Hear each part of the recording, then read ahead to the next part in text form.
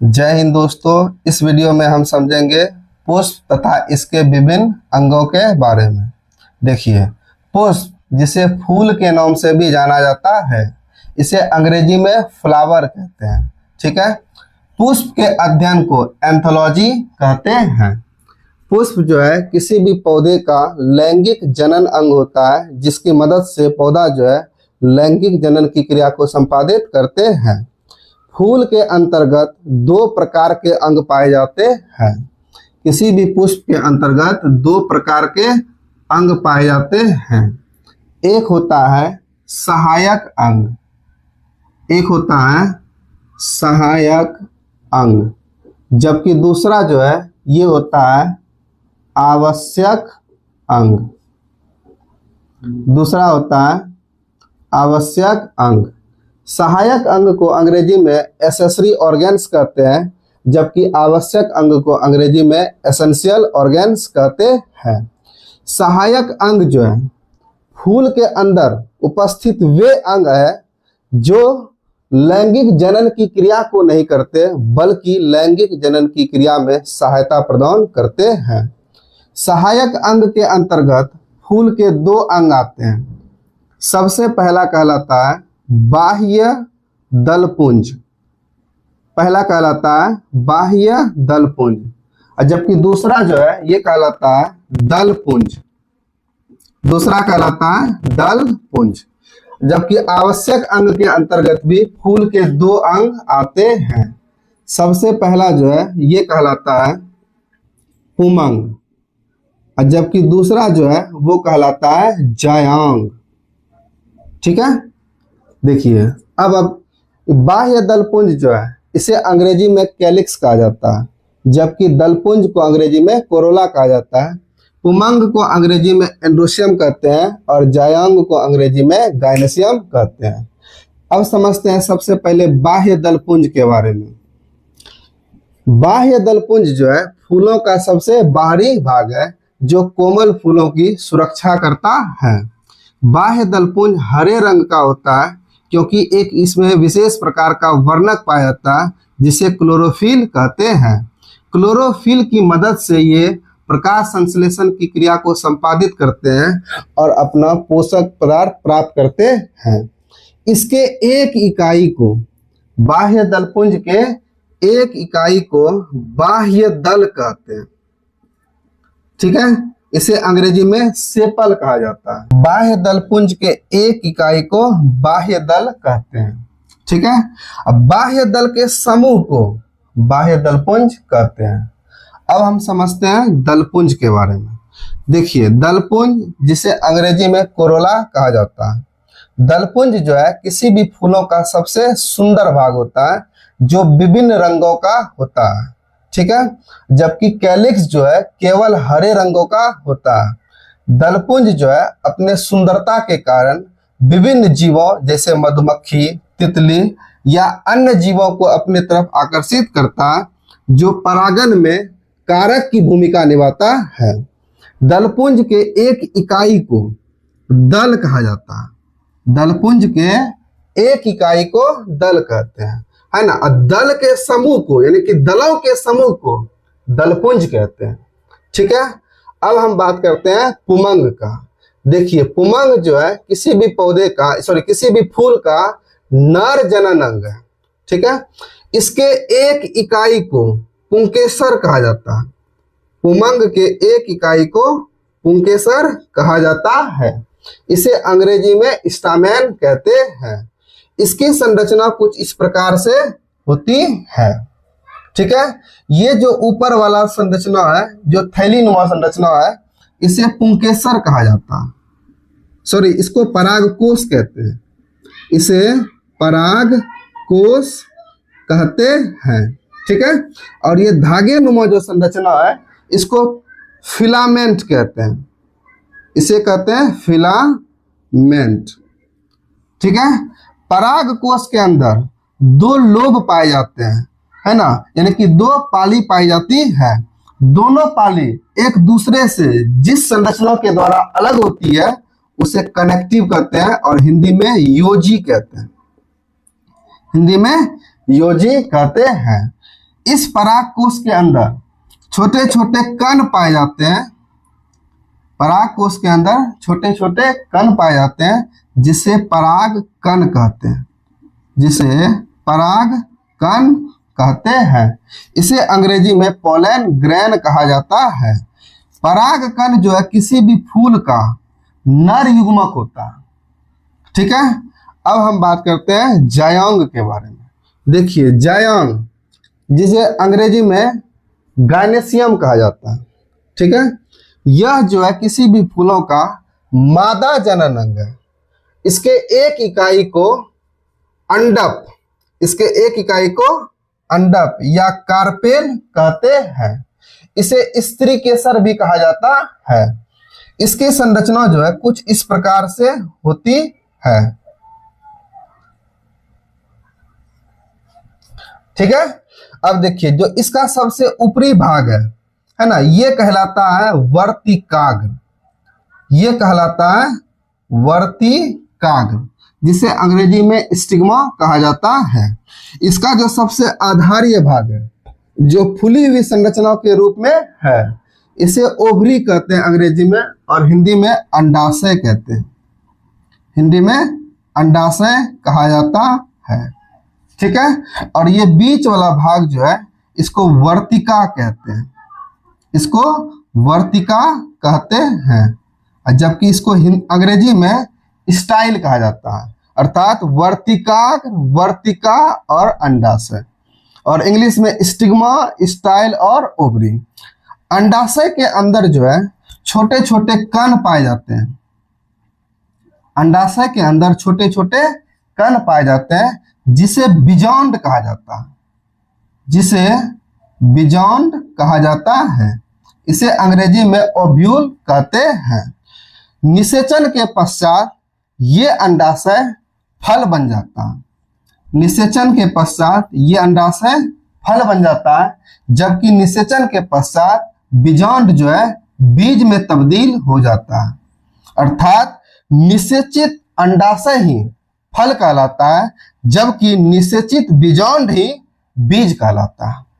अब देखिए किसी भी अंडाशय के अंदर क्या है, बीजांड है, तो निषेचन के उपरांत जब अंडाशय फल बनता है तो इसके अंदर पाए जाने वाला बीजांड भी बीज में परिवर्तित हो जाता है। इसीलिए आप देखे होंगे किसी भी फल के अंदर बीज पाया जाता है। अब देखिए जिस फल में जिस पुष्प में फल का निर्माण अंडाशय से होता है उसे सत्य फल कहा जाता है, ट्रू फ्रूट्स कहते हैं। लेकिन कभी कभी जो है अंडाशय के अलावा फल का निर्माण फूल के किसी अन्य भाग से भी हो जाता है, तो ऐसे फल को फॉल्स फ्रूट कहते हैं। ऐसे फल को फॉल्स फ्रूट कहते हैं, और हिंदी में मिथ्या फल, झूठा फल, कटु फल कुछ भी कह सकते हैं। ठीक है, तो यहां तक आपको समझ में आ गया होगा। अब हम देखते हैं इसी चीज को फोटो में। देखिए सबसे पहले जो है फूल का ये वाला भाग दिखाई पड़ रहा है, इसको पेडिकल कहा जाता है। इसको पेडिकल कहा जाता है, ठीक है ना। इसको हिंदी में पुष्प वृंत कहते हैं। हिंदी में पुष्प वृंत या डंटल कहते हैं, या डंटल, फूलों का डंटल कहलाता है। ठीक है, इसके बाद ऊपर वाली जो संरचना ये, इसको थैलेमस कहा जाता है। इसको कहा जाता है थैलेमस। हिंदी में कहते हैं पुष्पासन। हिंदी में क्या कहते हैं, पुष्पासन। देखिए पुष्पासन काहे कहते हैं इसको, जैसे देखिए आसन का मतलब हुआ बैठने वाला, जैसे कुतवा बैठने वाला कुतवासन, अब बिलैया बैठने वाला बिलैयासन, हाथी बैठने वाला हाथियासन, उसी प्रकार से पुष्प बैठने वाला पुष्पासन। ठीक है, अब इसके ऊपर जो है ये हरे रंग का जो दिखाई पड़ रहा है इसको सेपल कहते हैं। इसको सेपल, और हिंदी में कहते हैं बाह्य दल। हिंदी में कहते हैं बाह्य दल। ठीक है, और ये दोनों मिला के कहलाएगा बाह्य दल पुंज। दोनों मिला के क्या कहलाएगा, बाह्य दल पुंज। जबकि फूलों का जो ये सबसे सुंदर वाला भाग है, ये है ना, जो विभिन्न रंगों का होता है, इसके एक पार्ट को पेटल कहते हैं, और हिंदी में कहते हैं दल। हिंदी में क्या कहते हैं, दल। और जबकि इसके पूरे समूह को दलपुंज कहा जाता है। ठीक है, अब आते हैं इस पे, ये जो दिखाई पड़ रहा है ये है ना, इसको स्टामेन कहते हैं और हिंदी में पुंकेसर कहा जाता है। ठीक है, पुंकेसर की संरचना के बारे में हम आपको यहाँ पे बताएं। ठीक है, अब देखिए किसी भी फूल में पुंकेसर की संख्या 1 भी हो सकती है, 2 भी हो सकती है, 3 भी हो सकती है, 4 भी हो सकती है, 5 भी हो सकती है। जैसे धतूरा के फूल में आप देखिएगा ये पुंकेसर जो है आपको 5 दिखाई पड़ेगा। ठीक है, अब जो है ये बीच वाला जो सबसे भाग है, बीच वाला भाग, इसी को कहा जाता है कार्पेल। ठीक ना, और हिंदी में कहते हैं इसको अंडप, हिंदी में कहते हैं अंडप। इसी को कहा जाता है स्त्री केसर, इसी को क्या कहा जाता है, स्त्री केसर। और इस अंडप की संरचना भी हम आपको यहाँ पे बना के दिखाएं। ठीक है, अब हम उम्मीद करते हैं आपको ये पूरा समझ में आ गया होगा और इसके बाद हम आगे देखते हैं। चलिए अब हम समझते हैं फूल के विभिन्न अंगों को प्रैक्टिकल। मेरे हाथ में धतूरा का फूल है। ठीक है, ये जो सबसे पहला संरचना दिखाई पड़ रहा है पेडिकल, देखिए धतूरा में ये वाला भाग कहलाता है पेडिकल, ये वाला भाग हो गया। उसके बाद हम पढ़ते हैं बाह्य दल पुंज, है ना, ये जो हरा वाला भाग दिखाई पड़ रहा है, ये ग्रीन वाला पार्ट जो दिखाई पड़ रहा है, इसी को कहा जाता है बाह्य दल पुंज। अब हम इसको तोड़ के निकालते हैं, देखिए, है ना, ये रहा अपना बाह्य दल पुंज। ठीक है, इसके एक इकाई को ये देखिए, ये वह बाह्य दल जिसे अंग्रेजी में सेपल कहा जाता है, ये भी सेपल, ये भी सेपल, हर एक पार्ट क्या कहलाया, सेपल। और जब ये सामूहिक रूप से था तो इसी को बोले थे बाह्य दल पुंज। ठीक है, अब आते हैं दूसरा पार्ट पे। यह जो है फूलों का जो सबसे सुंदर वाला पार्ट दिख रहा है, ये वाला, है ना, इसी को कहा जाता है दल पुंज। ठीक है, अब आप अगर इसको ध्यान से देखिएगा, ये भी अलग अलग पार्टों में बटा हुआ है, जैसे 1 पार्ट, 2, 3, 4 और 5, है ना। इसके एक इकाई को क्या कर रहे हैं, इसके एक इकाई को दल कहा जाता है, इसके एक इकाई को दल कहा जाता है। धतूरा के फूल में ये 5 पार्ट एक दूसरे से कनेक्ट है, जबकि आप गुलाब सब का फूल जो देखिएगा, गेंदा का जो फूल देखिएगा, उसमें जो है ये दल क्या होता है, अलग होता है। इसी दल को किसी के ऊपर छिड़कते हैं। ठीक है, समझ में आ गया। अब बात करते हैं किसका, इसका क्या नाम है, इसका पुंकेसर। देखिए धतूरा का फूल अपने आप में महाभारत है। जैसे महाभारत में क्या गो भाई था, 5 गो भाई, है ना, उसी प्रकार से इसमें भी कितना भाई है, 5 भाई है। एक ये देखिए, यहाँ इसको हटा दीजिए पहले, क्योंकि हम आपको हटा के ये दिखा रहे हैं।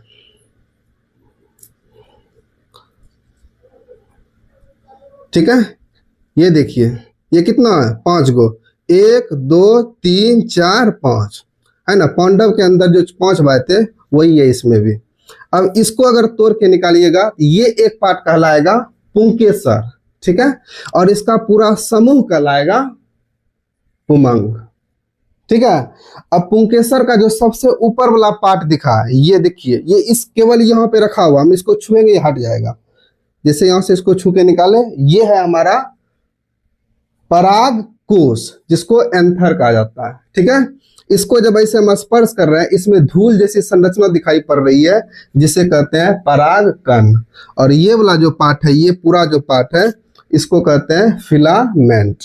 ठीक है, अगर आप इस पराग कोश को ध्यान से देखिएगा तो इसमें देखिएगा बीच में एक लाइनिंग तरह से, ठीक है, उस लाइनिंग को कहते हैं कनेक्टिव और हिंदी में कहते हैं योजी। ठीक है, अब बात करते हैं, है ना, देखिए इसका, ये है फूल का फीमेल पार्ट, है ना, ये कहलाता है अपना अंडप पिस्टिल हिंदी में। अब हम समझते हैं इसके बारे में। देखिए यह जो है फूल का मादा जनन अंग है। ठीक है, इसमें होता क्या है, जो सबसे ऊपरी भाग है, ये वाला भाग, ये कहलाता है स्टिग्मा, और ये जो है इसको क्या बोल लेते हैं, स्टाइल, हिंदी में वर्तिका। और इसके बाद ये नीचे जो है देखिए आप, है ना, इसको जो है जब नीचे आप देखिएगा, ये जो फुला हुआ संरचना दिखाई पड़ रहा है, इसको कहते हैं अंडाशय। अब हम आप लोग क्या कर रहे हैं, इसको नाखून से इसको काट के निकाल रहे हैं। जब आप अंडा इसको काटिएगा अंडाशय को, तो आप इसको ध्यान से देखिएगा बारीकी से, तो इसमें जो है छोटे छोटे कण दिखाई पड़ रहा है, जिसे हम कहते हैं बीजांड। यही बीजांड जो है बीज में बदल जाता है, जबकि अंडाशय जो है फल में बदल जाता है। अब ये पूरा जो फूल है इस संरचना पे बैठा हुआ था, जिसे हम बोले थे पुष्पासन, और अंग्रेजी में कहते हैं थैलमस। ठीक है, अब हम उम्मीद करते हैं आपको फूल के विभिन्न अंगों के बारे में जानकारी प्राप्त हो गई होगी। ठीक है, धन्यवाद, मिलते हैं नेक्स्ट वीडियो में।